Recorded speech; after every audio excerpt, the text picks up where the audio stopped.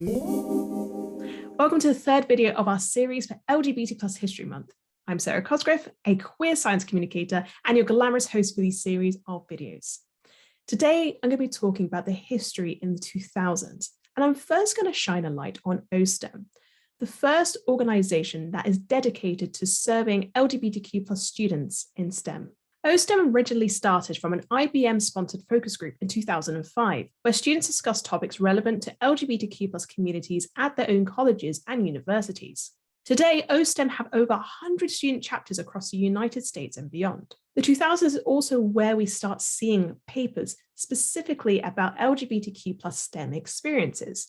Now, this is quite important because although there may be some overlaps with other fields, there may be some experiences specifically to STEM, so for example, going abroad for fieldwork.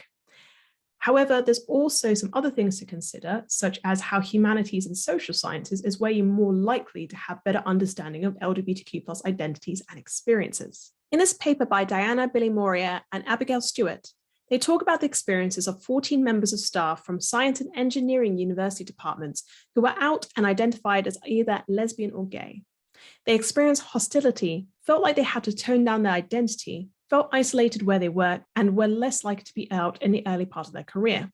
On the more positive side, some did feel included in their department, and some did also mention workplace policies that actually made a difference. There's also this review paper by Donna Riley, which has more of an industry focus.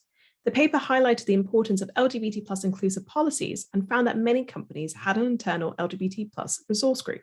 The paper also noted that in some engineering sectors, we see the impact of the Don't Ask, Don't Tell policy. This policy was implemented in 1993, and it discouraged military personnel from talking about their sexuality. Although you can get most security clearances as an LGBT+ person, the Don't Ask, Don't Tell policies made employees feel like they cannot be out. The 2010s is when we see institutions publish reports, and this decade is actually the focus of our next video. So if you enjoyed this, come back next week to watch our final video of the series.